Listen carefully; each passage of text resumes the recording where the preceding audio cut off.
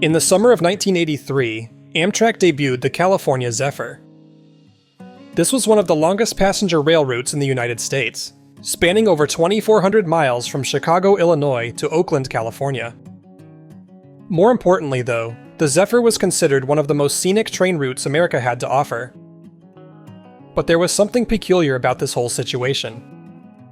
When Amtrak took over the nation's passenger trains in 1971, they had intended to launch the Zephyr as one of their primary routes. So why had it taken them over a decade to get here?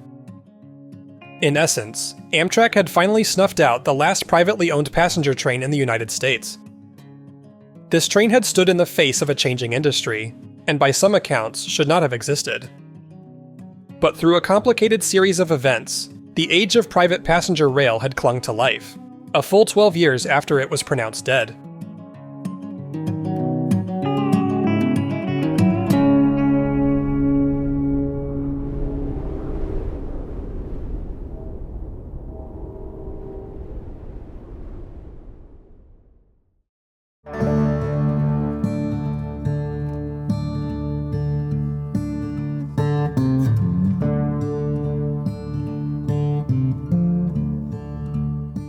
In September of 1967, the U.S. rail industry was shaken to its core. For over 100 years, railroads had served as official U.S. postal carriers, delivering the vast majority of the nation's mail. But by the late 60s, the landscape had changed completely. New jet aircraft were cutting long-distance travel times to mere hours. National highways were making transport by truck far more reliable. As a result, the U.S. Post Office Department moved all first-class mail to air carriers, and most other mail contracts were awarded to trucks. This was a devastating blow to the railroads, as mail had been one of their most reliable sources of revenue. Historically, post office rail cars had also been an essential part of passenger service. Passenger trains almost never turned a profit from ticket sales alone. It was only by combining them with mail cars that they were able to cover their own expenses. To be clear, this was just one of several issues facing the industry at the time. Railroads were primarily freight companies, with passenger service only making up a small fraction of their business. But even freight revenues were being choked by over-regulation and stiff competition from air freight and trucking. All the while, airports and highways were subsidized by the federal government, while railroads were left to fend for themselves. It's no surprise that as soon as passenger trains lost their main source of income, the railroads began canceling them in droves. Despite this, some of America's most famous trains continued to soldier on. For example, the Great Northern's Empire Builder was still running between Chicago and the Pacific Northwest. This offered breathtaking views of Glacier National Park and the Cascade Mountains. Likewise, the Santa Fe Super Chief was still running between Chicago and Los Angeles. This was considered one of the best ways to experience the American Southwest. Despite their prestige, long-distance routes like these were some of the worst moneymakers in the industry. But as far as the railroads were concerned, it was worth it to keep these trains running, as they helped maintain a positive image with the public. A similar case to these was the California Zephyr. The Zephyr had been running between the Midwest and California since 1949, and was a well-respected pillar of the industry. Unlike some of its peers, the service was actually a partnership between 3 different railroads. The eastern segment was run by the Chicago, Burlington, and Quincy. This spanned over 1,000 miles, starting in Chicago and crossing the Great Plains through Omaha and on to Denver.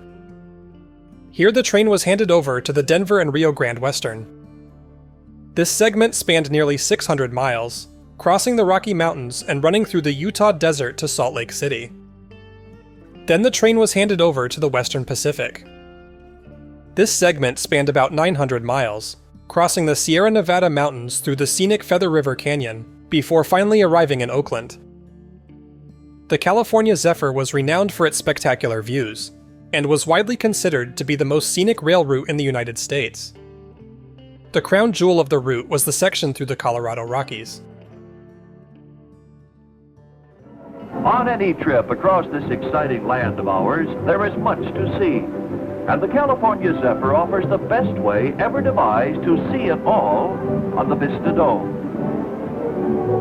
In a brief half hour from Denver, the train reaches the base of the Great Range, which challenged pioneer railroad builders to achieve the impossible.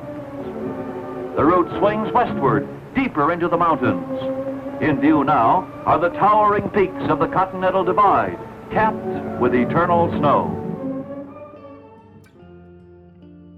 While the California Zephyr had remained popular for almost 20 years, the challenges that plagued the industry were becoming too powerful to ignore. This came to a head in the summer of 1966. The Western Pacific announced plans to cease operations on their western segment of the route. The company was not doing well financially, and the Zephyr was losing them almost $1 million a year. By cutting this loss, they could focus solely on their freight business and regain some financial stability. As company president Myron Christie told the press, "In view of these losses, the continued operation of the service cannot be justified if Western Pacific is to grow as an effective competitive carrier of rail freight." This news was alarming to their two partners, the Rio Grande and the Burlington, which hoped to keep the Zephyr running despite its financial losses. As the Rio Grande's president, Gus Adelot, told the press, "We feel the California Zephyr renders a service that is appreciated by many travelers, and while it is not in any sense a moneymaker for the Rio Grande, we consider it a valuable part of the services we now render to the public." While the Western Pacific hoped to discontinue the service, it wasn't quite that simple. The US government regulated the rail industry through the Interstate Commerce Commission, or ICC. Railroads had to get the ICC's permission in order to cancel any passenger service. After a few months of public hearings, the ICC denied the Western Pacific's request. While they recognized that the railroad was losing money on the service, there was still plenty of public demand for it. In fact, during the summer tourist season, most of the trains were still running full. In early 1968, Western Pacific applied for a second time to cancel the service. By this point, the industry was watching the case closely. As the Salt Lake Tribune explained, "Some observers feel that if the Zephyr, which continues to attract many passengers, can't make it, that will hasten the end for the other few remaining luxury trains, virtually all of which have suffered dwindling patronage and financial losses." For the second time, the ICC denied the request, as there was still overwhelming public demand to keep the train running. But in the summer of 1969, the Western Pacific pleaded its case for the third time. Joining them now was the Rio Grande, which was applying to end its middle segment of the Zephyr as well. While Gus Adelot had previously said the losses were worth enduring, his opinion had changed over the last 3 years. The Rio Grande was losing $1.7 million a year on the Zephyr, and Adelot told the press that there was no justifiable alternative to ending the service. As the ICC pondered the situation, they knew full well that similar stories were playing out all across the country. The industry was at its breaking point, and the future of passenger rail was looking bleak.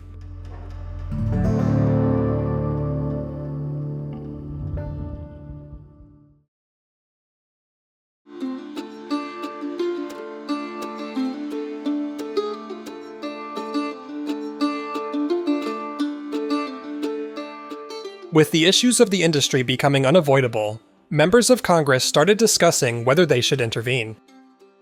Some of them, like Senator Vance Hartke of Indiana, urged the government to pay subsidies to the railroads.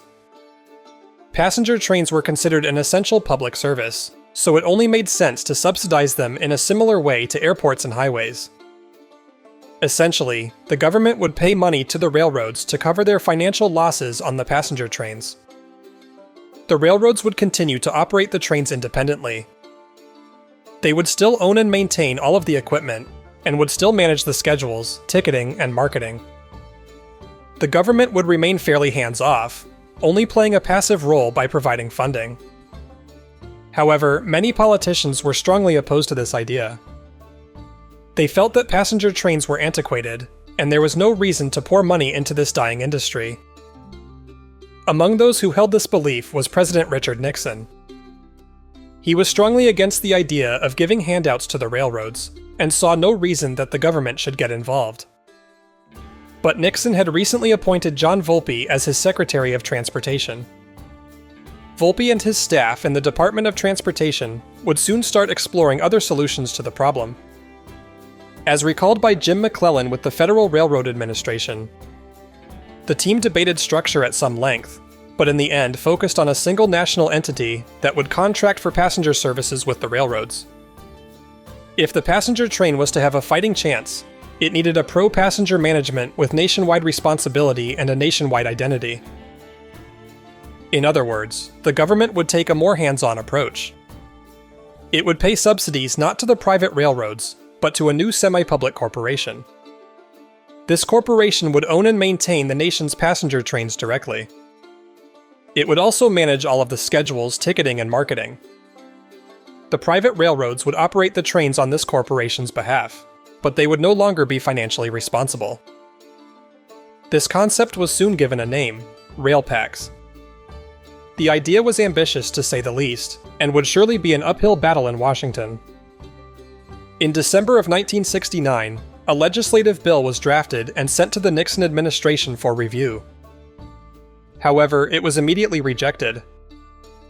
The idea of managing a national network of trains, costing hundreds of millions of dollars a year, was considered ludicrous. The bill's supporters went back to the drawing board. In order to be taken more seriously by Nixon, they added a stipulation that railpacks would be a for-profit corporation. As Jim McClellan later recalled, "Most of us were dubious of the for-profit claim, but the reality was that neither the White House nor the more conservative members of Congress were going to sign off on an entity that was set up to be a perpetual ward of the state." By focusing on profitability, the bill gained the political momentum it needed to move forward. But in reality, this goal would be practically impossible, and it would have serious consequences in the years to come. While all of this was going on, the ICC finally made a decision on the California Zephyr. Because of the Western Pacific's worsening finances, they were finally allowed to end their segment of the service.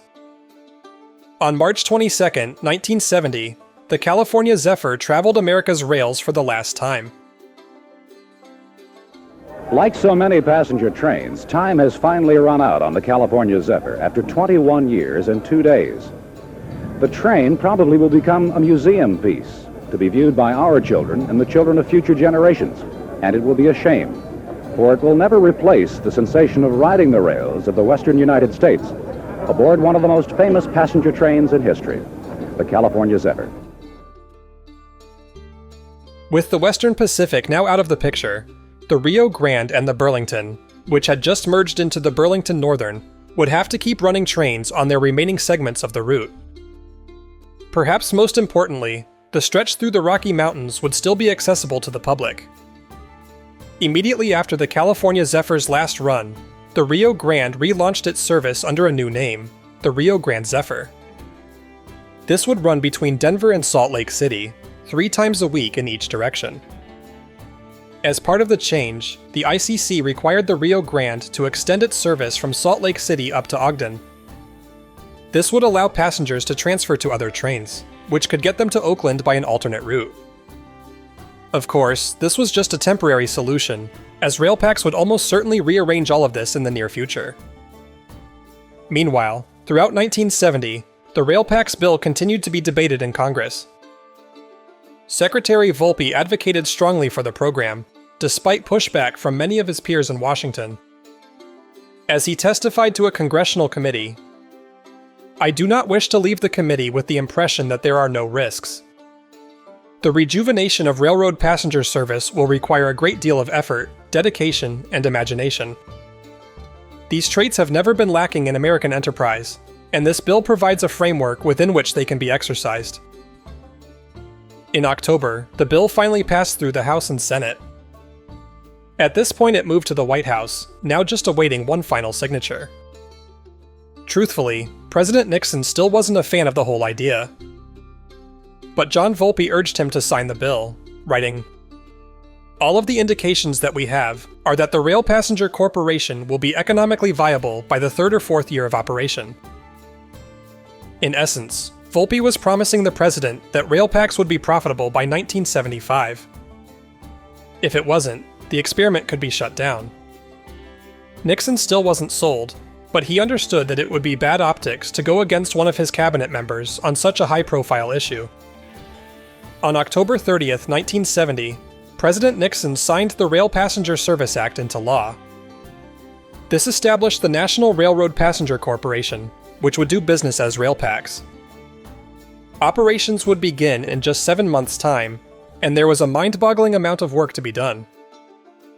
Over the next few months, John Volpe and the Department of Transportation worked on deciding which cities and routes should be part of the national network. Since RailPacs was working with an extremely limited budget, it had to prioritize corridors that had any hope of turning a profit. It was decided early on that there would be a long-distance service between Chicago and Oakland. In terms of the specific route, there were essentially two options: the former route of the California Zephyr, and the route still being used by its competitor, the city of San Francisco. Just like the Zephyr, the city was a joint venture between three railroads: the Milwaukee Road, the Union Pacific, and the Southern Pacific. For the eastern segment, RailPacs chose the Burlington Northern route. This was more direct and had better track conditions than the alternative. For the middle segment, RailPacs chose the Rio Grande route through the Rockies. This was preferred over the Union Pacific route, which passed through Cheyenne and southern Wyoming. As the route report stated, the Rio Grande route was chosen principally because of population and market potential. Although the Cheyenne route is 2 to 3 hours faster, the market potential of the Rio Grande segment is seen as much greater, because of outstanding scenery and world-famous ski resorts. For the western segment, there was some hope that the Western Pacific route through the Feather River Canyon could be revived. But since the railroad was already out of the passenger business, they had no interest in getting back in. Instead, RailPacs chose the Southern Pacific route, which had greater ridership potential and was more direct anyway. The end result would be a mostly intact revival of the California Zephyr. Even though it only used about 2/3 of the original route, the service would at least keep its most popular segment, the scenic trip through the Rocky Mountains.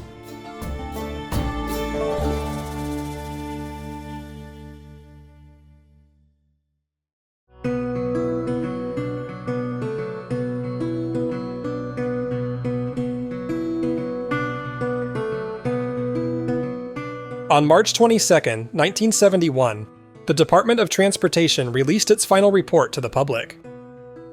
This included all of the national routes and timetables that RailPacs would begin operating in about 6 weeks' time. This was exciting news for the cities that were included. But the reality was that RailPacs didn't have enough funding to serve every corner of the country. In most cases, the bigger headline was that half of the nation's passenger trains would be eliminated under RailPacs. Several major cities, and even entire states, would not be included in the network. Chairman David Kendall defended these decisions in the press conference, saying, "What we are announcing today represents our best judgment. We realize that others may take issue with us. We hope that they will realize that we were confronted with enormous problems of money, track conditions, inadequate equipment, and lack of apparent potential for future passenger growth. Given existing conditions, we think we have made the best possible decisions." With only weeks to go before launch, RailPacs began sitting down with railroad executives to make everything official. The idea was that the railroads would buy into RailPacs by contributing locomotives, passenger cars, and cash investments into the program. At that point, they would no longer be financially responsible for the trains. While executives were eager for this change, few of them believed the experiment would actually work. As the Philadelphia Inquirer explained, "Many say that the system has no chance to succeed, that rail service is a thing of the past, and that the government is wasting time and money in trying to revive it. Railroad executives have predicted that it will fail. They have said that they could not run the trains profitably, and there is no reason to believe that a new corporation will be able to do so." Among these skeptics were the executives at the Denver and Rio Grande Western. They had been trying to get in contact with RailPacs for weeks. RailPacs had publicly announced that the Rio Grande's route through the Rockies would be part of the national system. But they had yet to discuss this with the Rio Grande directly, nor had they supplied any details about what the contract would actually entail. Part of the reason for this might have been that, Amidst everything going on, Railpax was in the middle of rebranding itself. Apparently for legal reasons, the Railpax name could not be used going forward. Less than 2 weeks before launch, the corporation announced it would do business under a new name, Amtrak. This would come with its own logo and brand identity that would slowly be adopted across the system over time. On the same day this was announced, Amtrak finally sent a contract to the Rio Grande. According to the terms, the Rio Grande would have to pay Amtrak $1.6 million to buy into the program. Additionally, Amtrak would be allowed to run as many passenger trains as it wanted over the Rio Grande's tracks.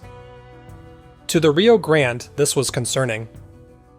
The challenging terrain of the Rocky Mountains meant that most of their main line was single-tracked. The company had a policy of running so-called fast freights, short freight trains that could get over the Rockies quickly and frequently. This business model had been successful, but adding numerous passenger trains into the mix could make these operations far less predictable. As Gus Adelot told the press, "We have proposed a contract with Amtrak that would meet the published schedule and service in every respect. We have resisted, however, certain provisions of their blanket contract because they would restrict the performance ability and earning power of the Rio Grande." On April 26th, Rio Grande officials traveled to Washington, D.C. to meet with Amtrak and hash out the final contract. As reported by the Daily Sentinel, the discussion in Washington Monday between Amtrak and 2 Rio Grande vice presidents was called cordial but without agreement. The reluctance of the Rio Grande to sign the agreement reportedly stemmed from the provision that Amtrak could almost dictate the road's operation. To put it simply, the Rio Grande wanted to retain control over its own tracks, but Amtrak insisted that every railroad had to play by the same rules. As Chairman David Kendall explained, Amtrak is unable to execute a special contract with Denver and Rio Grande Western. We must insist upon our being able to provide quality and flexibility of passenger service, as provided in the contracts signed by the other railroads. Per the Rail Passenger Service Act, any railroad that didn't join Amtrak would have to keep running their passenger trains for at least 4 more years. While this wasn't ideal for the Rio Grande, they decided this was a small price to pay to keep full control over their own tracks. As company vice president Clarence Lenig later put it, "We didn't want the government telling us what we can do with our railroad." Of course, Amtrak didn't have time to sit around and negotiate. This meeting took place just 5 days before they were set to launch. System maps and timetables had already been printed, showing the Rio Grande as part of the national network. From the very first day of operations, this information would be incorrect. The more pressing issue was that Amtrak now had a 600-mile gap in its network. Immediately after the deal fell through, Amtrak informed the Union Pacific that they would be switching to their northerly route instead. Residents of southern Wyoming, who had protested being left out of the national system, were thrilled that they would be included after all. On the other hand, residents of western Colorado and eastern Utah were angered with the Rio Grande's actions. While they would still have local train service for now, the Rio Grande would almost certainly abandon it in a few years. As Colorado Senator Gordon Allett told the press, "By this decision, and it is emphasized that this is a decision made solely by the railroad, the people of western Colorado have been deprived of through rail service to the West Coast and Midwest. I would hope that the Rio Grande will reconsider." The Daily Sentinel agreed, writing, "The self-serving, short-sighted action of the Denver and Rio Grande Railroad in refusing to sign with Amtrak is a betrayal of the people of Colorado West. By refusing to join Amtrak, Denver and Rio Grande underlined its intention to get out of the passenger rail service entirely." Just a few days later, on May 1st, 1971, Amtrak officially began operations. This marked one of the most significant turning points in American railroading history. And yet, despite what their maps showed, the most scenic rail route in the country was missing from their network.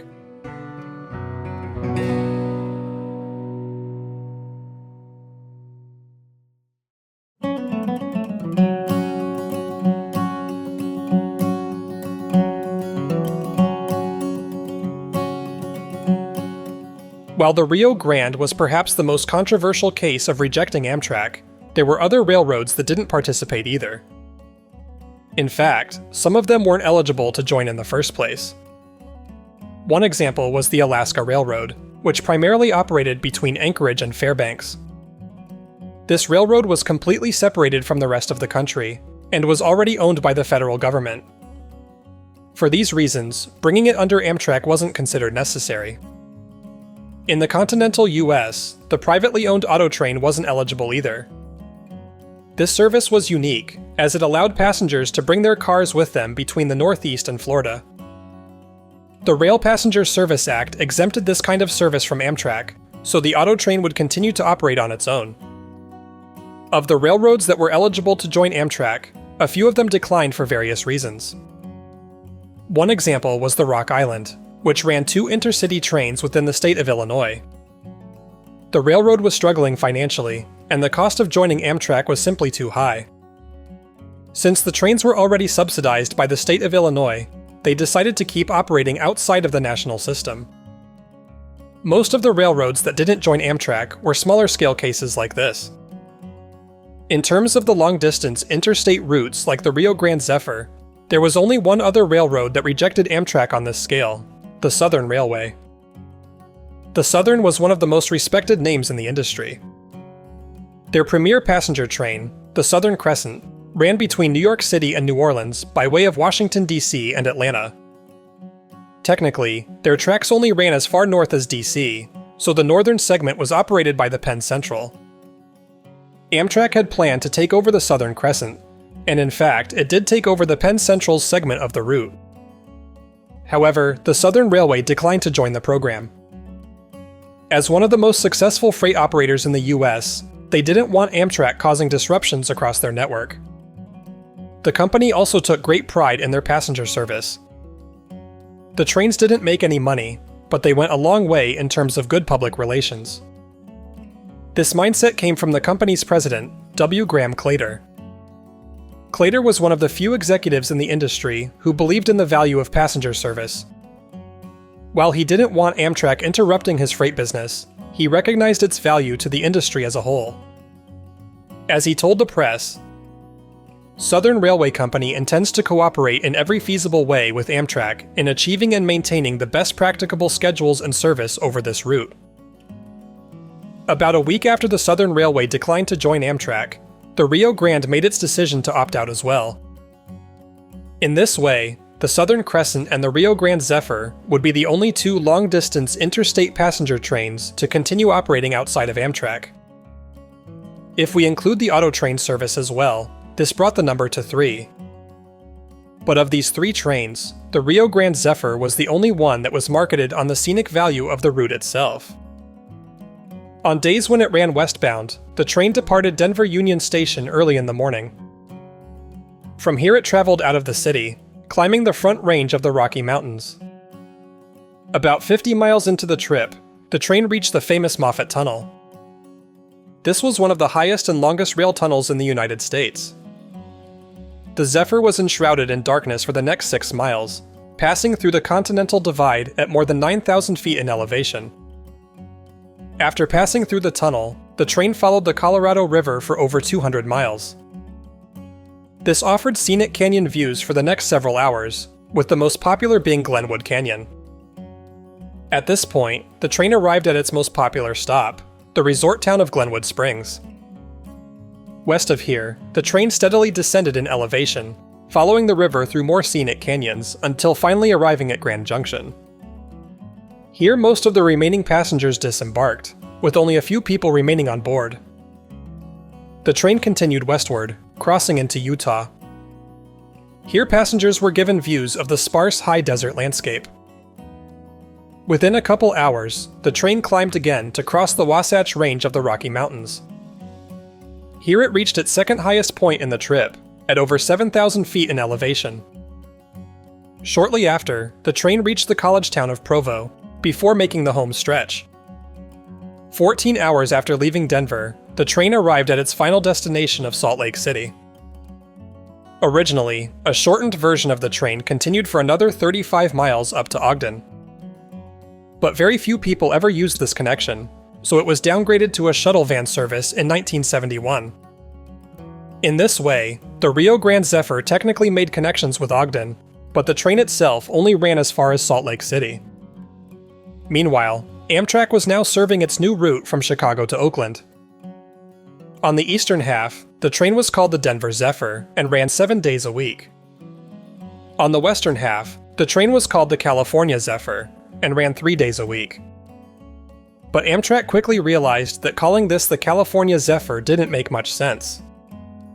As one official explained, "We had to be realistic. Our train does not serve the Feather River Canyon nor the Rockies. It is improper to continue using the name." For this reason, the western half was renamed to the city of San Francisco just a few months after launch. A year later, in the summer of 1972, these trains were combined into a single daily service called the San Francisco Zephyr. And thanks to some minor schedule changes, the Rio Grande began offering connections with this train as well. Since the Amtrak route was a couple hours faster, the trains could only meet on one end or the other, so Ogden was chosen as the connecting point. In the summer of 1973, 2 years after their failed negotiations, Amtrak sat down with the Rio Grande for a second time. They hoped that the railroad had softened in its demands and would allow Amtrak to operate over their route. Since Amtrak's San Francisco Zephyr was running daily in both directions, this meant the Rio Grande would have to accommodate 14 passenger trains each week.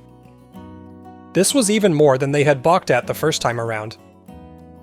The Rio Grande was willing to compromise if they could keep their current schedule of 6 trains a week. Amtrak was not interested in cutting service as part of the negotiation, so once again the two parties walked away without an agreement. As Gus Adelot told the press, "Every time I think about it, I'm glad we didn't join. Amtrak would just love to have us, because we have the best route between Colorado and Utah. They refused our offer, so we didn't join." With no agreement reached, the Rio Grande Zephyr would continue on as before. The company was still required to keep the train running until at least 1975. The big question was, what course of action would they take after that?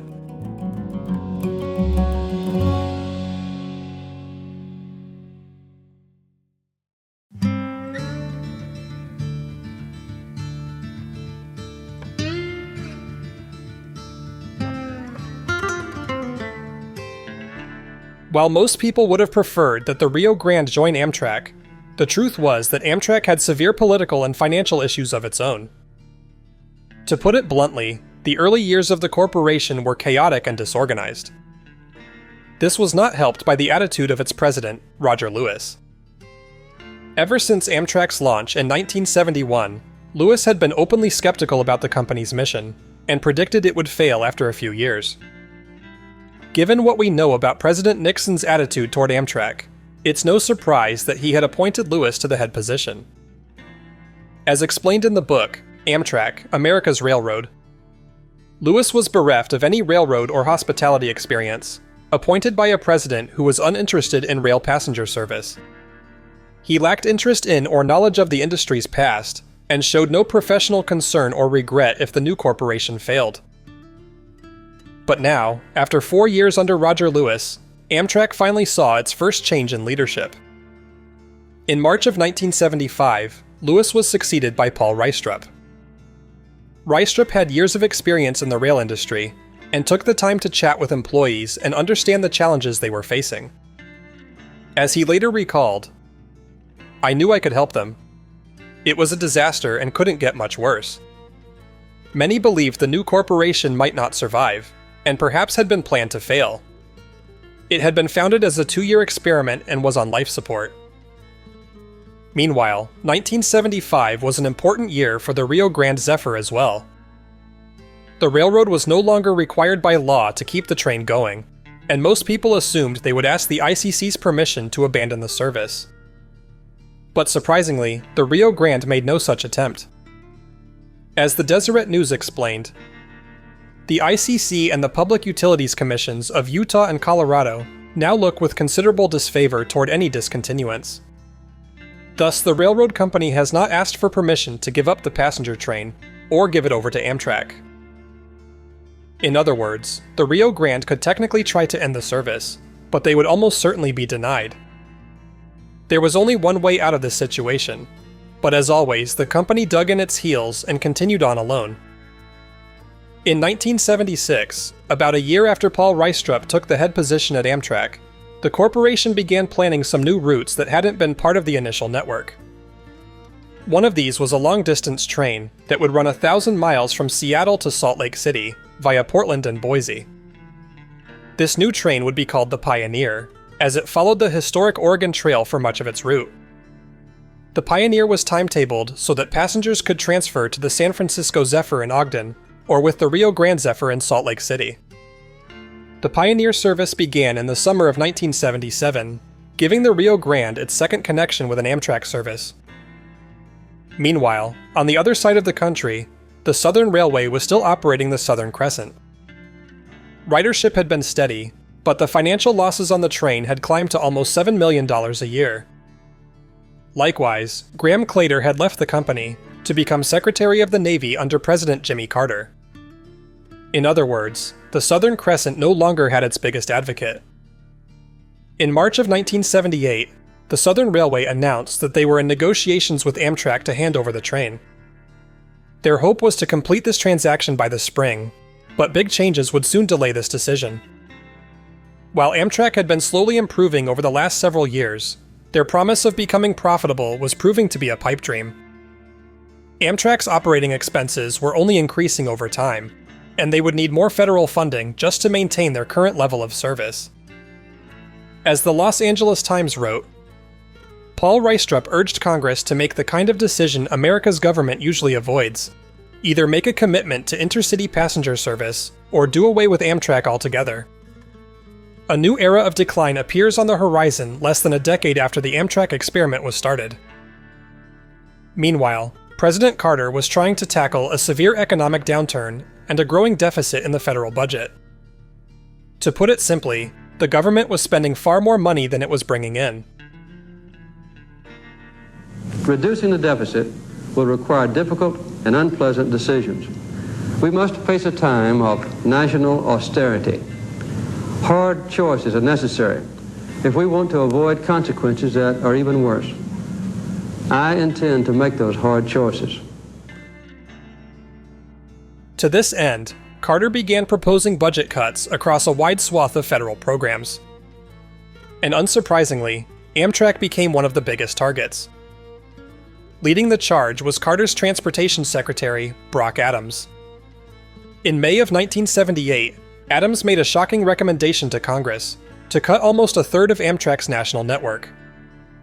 He explained the reality of the situation, saying, "We're at the danger point where the entire system could break down if we don't cut back. Congress is either going to have to accept a plan that saves millions of dollars, or it's going to have to dredge up more federal money to keep everybody's pet train running." Adams proposed cutting several specific routes from the Amtrak system.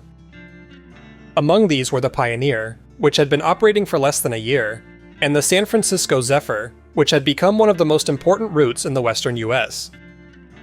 Rather than boarding the Zephyr, passengers in Chicago would take the Southwest Limited, which took a more southerly route to Los Angeles. In Colorado, a new line would bring passengers from Denver to connect with the train in La Junta. In California, another line would split off in Barstow to send passengers up to Oakland. Unsurprisingly, this convoluted idea, and the cuts across the network as a whole, were widely criticized. If this came to pass, multiple states would lose Amtrak service altogether. The irony of this was that the Rio Grande Zephyr, which was immune to the Amtrak budget cuts, could end up being the last rail service in Utah and western Colorado. While many politicians fought to keep the trains that served their districts, others felt it was time to pull the plug. As Senator Lloyd Bentsen of Texas said, "In the past, I've given strong support to efforts to rejuvenate long-distance passenger train service, but we've given it a fair test now, and it just isn't worth it. So few people want to ride a train these days that it would be easier on the taxpayer if we gave them all a free plane ticket." Amidst the national uproar, Paul Reistrup resigned from the head position at Amtrak in the summer of 1978. After 3 years in the role, he had become exhausted and frustrated by the political circus. Taking his place would be Amtrak's third president, Alan Boyd. Boyd had previously served as the Secretary of Transportation in the late 1960s, just as the passenger rail industry was reaching its breaking point. Needless to say, he saw the parallels with Amtrak, which was now facing its own existential crisis a decade later. Ultimately, Congress agreed on a new bill that would award more federal funding to Amtrak. This included a small but important change to the original act. Rather than being a for-profit corporation, Amtrak would simply be operated and managed as one. It was a small distinction, but it meant that, legally speaking, Amtrak would no longer be obligated to earn a profit. On October 5, 1978, President Carter signed the Amtrak Improvement Act into law.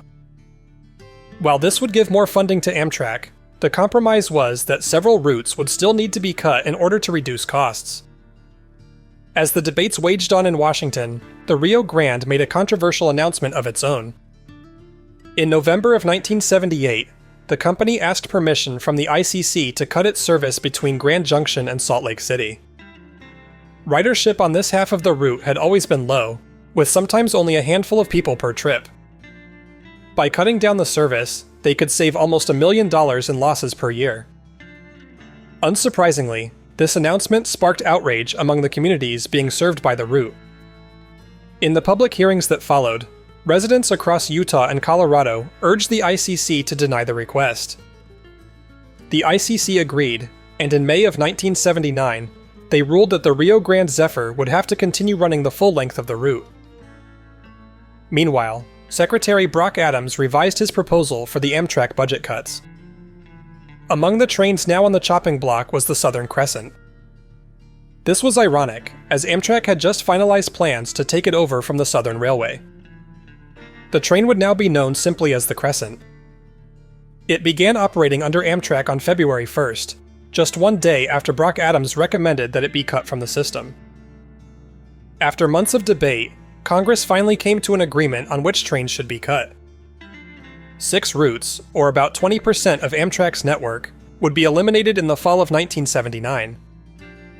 These were the Champion, the Floridian, the Hilltopper, the Lone Star, the National Limited, and the North Coast Hiawatha. Despite the threats of much wider cuts, all other services, including the San Francisco Zephyr, the Pioneer, and the Crescent, would live to fight another day.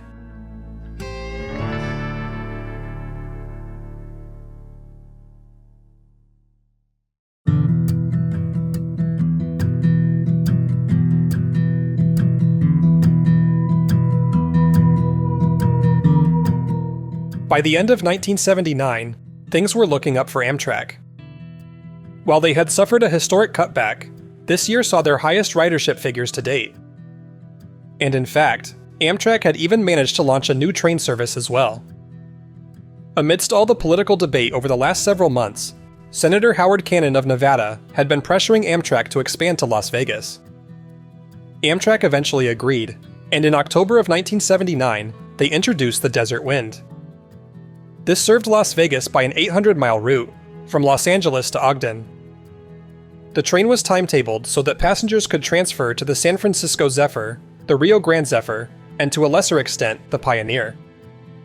Despite the earlier concerns that the Rio Grande would be disconnected from the national network, it was now connected to 3 different Amtrak routes. But while Amtrak was seeing more ridership, this was still nowhere near enough to make the system profitable. The recent changes to the Amtrak law should have made this a non-issue. But in reality, Amtrak would never shake this idea that it needed to earn a profit. Many politicians felt that as long as the system relied on federal funding, it was a failure and deserved to be cut back or eliminated. And with a new president soon entering the White House, this perception would only grow stronger. In this present crisis, government is not the solution to our problem.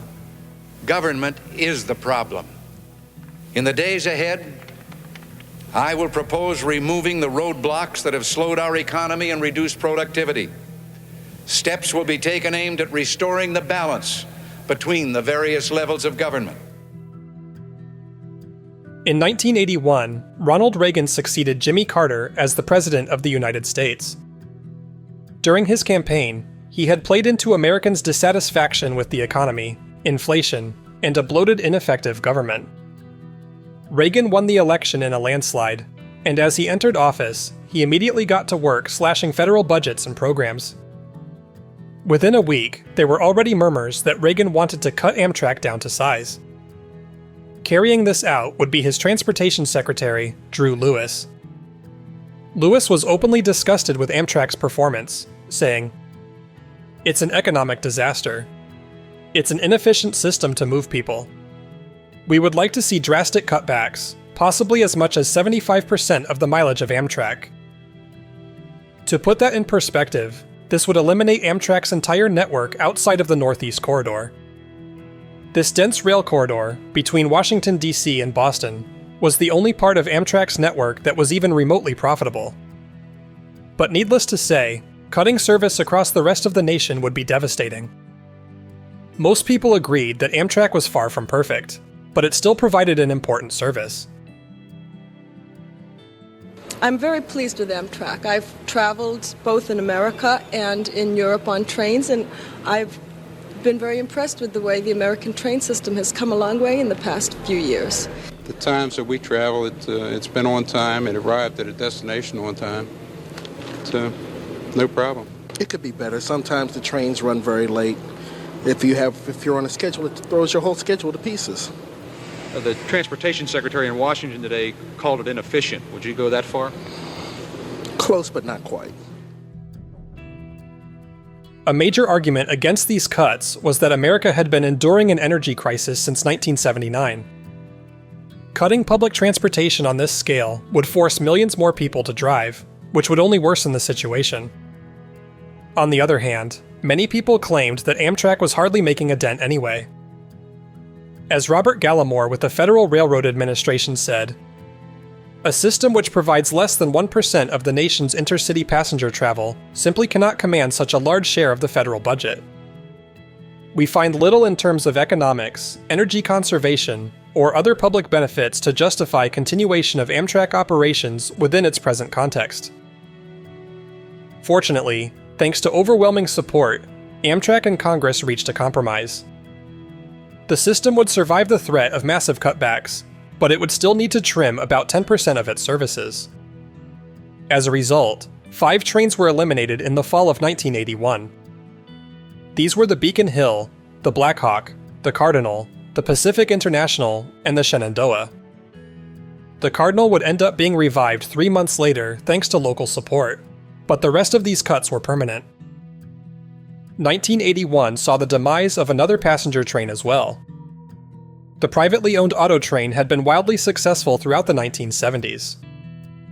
But a series of train wrecks, both literal and managerial, had recently pushed the company into Chapter 11 bankruptcy. There were hopes that the company could turn their finances around, but their books were such a mess that they had no choice but to shut down operations. The auto train made its final trip on May 1st, 1981, ending one of the most popular train services in the country. At long last, there was only one privately owned long-distance passenger train left in the United States. The Rio Grande Zephyr, by this time, was starting to turn a corner in terms of public perception. It had always been popular among tourists and winter recreationists.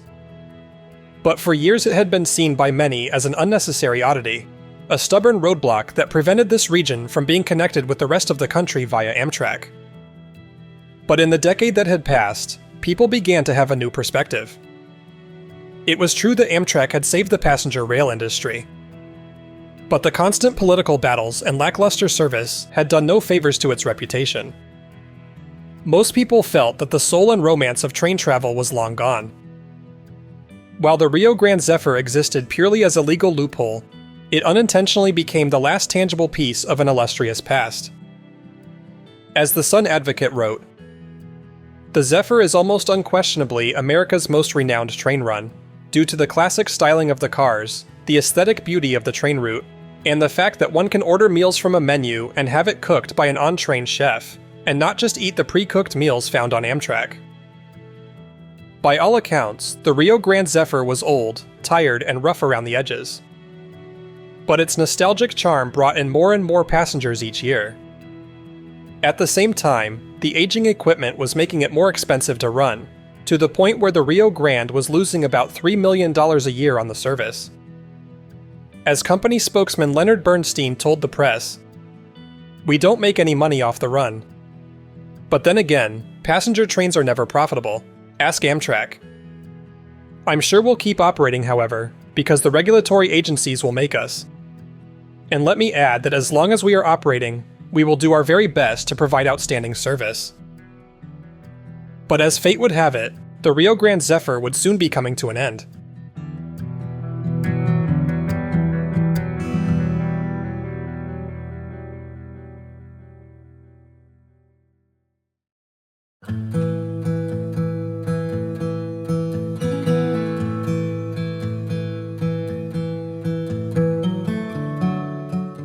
In June of 1982, Amtrak saw yet another big change, as Alan Boyd stepped down from his role as president. Replacing him was a familiar face, former head of the Southern Railway, Graham Claytor. Claytor had a wealth of leadership experience in the rail industry, and knew how to play ball with Washington politicians. In a way, it was ironic that Claytor, who had been one of the few executives to refuse Amtrak in 1971, was now in charge of it. But his appointment was seen as a welcome change. As explained in the book, Amtrak, America's Railroad, many believe that W. Graham Claytor represented the gold standard, Amtrak's best and one of its most effective stewards. He possessed tremendous capacity to analyze operational, political, and financial issues, and knew what it took to run a first-class passenger operation. Indeed, Claytor openly admitted that Amtrak would probably never turn a profit. But at the same time, he felt that new services should only be added if it was financially responsible to do so. As he told the press, "On my own hook, I'm not putting on any train, any new service that I can't see will pay all of its short-term avoidable costs, all of its out-of-pocket expenses." To this end, one of his first pet projects was studying the defunct auto train service. While the company had gone out of business from a series of misfortunes, this was one of the only passenger trains in the country that had reliably turned a profit. In January of 1983, Amtrak announced plans to relaunch the auto train service by the end of the year. Admittedly, Amtrak's board of directors were skeptical about the idea. But Claytor was confident that this would tap into a new stream of revenue and ridership that Amtrak had missed out on before. At the same time, Claytor saw an opportunity for Amtrak to enter another tourist market, the Colorado Rockies. Just a few weeks after the auto train announcement, Amtrak revealed it was in negotiations to finally take over the Rio Grande's route. While executives at the Rio Grande were still skeptical, this was the first time in a decade that they had entertained the idea. As spokesman Leonard Bernstein told the press, "We are just in the talking stage, nothing has been signed. We are a long ways off from any agreement, if indeed one does occur. Just as any business would be interested in correcting a $3 million loss, so are we."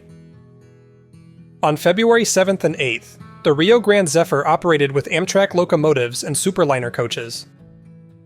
This was a test run to see how the equipment would perform on the route.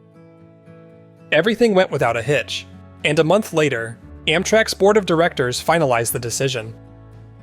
After 12 years, the Rio Grande would finally be joining Amtrak. The plan was to revive Amtrak's original vision for a new California Zephyr. The existing service would be rerouted over the Rio Grande's route. As a result, service to Wyoming would be abandoned. On a smaller scale, service to Ogden would be cut back as well. The California Zephyr would use a slightly different route out of Salt Lake City, running south of the lake rather than over it. In this way, Salt Lake City would become the new hub for Amtrak services in this region. But until then, the Rio Grande Zephyr would be allowed to run out its final weeks, with the last day being scheduled for April 24th. As a result, train enthusiasts flocked to the Rio Grande Zephyr in record numbers. The trains were booked solid, and photographers captured the historical oddity in its final weeks. But with 9 days to go, on April 15th, a massive landslide occurred on the western end of the route. This decimated the small town of Thistle, Utah, a community of about 50 people. Remarkably, no one was killed, but the scale of the disaster was massive. the landslide had dammed up the Spanish Fork River and obliterated US Highway 89 and the Rio Grande's tracks. The railroad had finally overcome years of its own stubbornness, but now, even the land itself seemed to be protesting the end of an era. When the landslide occurred, the Rio Grande Zephyr was in Salt Lake City, unable to get back to Denver as scheduled. But thanks to some quick thinking, the train was allowed to run home along the Union Pacific's alternate route. This was the first and only time that passengers on the Rio Grande Zephyr were given views of the Wyoming plains. For the remaining days of service, the train ran a shortened route between Denver and Grand Junction. Finally, on April 24, 1983, the Rio Grande Zephyr made its last run. As recounted in the book, Zephyrs Through the Rockies, the crowd numbered in the hundreds as passengers and well-wishers circulated along the platform. Ticket holders, photographers, townspeople, and even the relatives of Rio Grande railroaders all gathered to say goodbye to the Silver Lady. That evening, at 11:06 p.m., the train reached its final stop at Denver Union Station. And with that, the age of private passenger rail in the US officially came to an end. But before Amtrak could pick up the torch, one more problem had to be addressed. Immediately after the landslide in Spanish Fork Canyon, the Rio Grande's engineers surveyed the area for where to build a new track. It was soon decided that they would drill a pair of new tunnels to bypass the area altogether. In short order, construction crews were working 24 hours a day, 7 days a week, to build the new line and restore service. By late June, construction crews had completed the new tunnels, in an impressive turnaround time of just 2 months. At long last, on July 16, 1983, Amtrak's California Zephyr officially entered service. As envisioned for over a decade, the scenic route through the Rockies was finally a part of the national network. Of course, the train would never reach the same level of prestige as its predecessor from decades past. The golden age of rail travel was long gone, and a new era had arrived, for better or for worse. But, at least in spirit, the California Zephyr had finally returned home.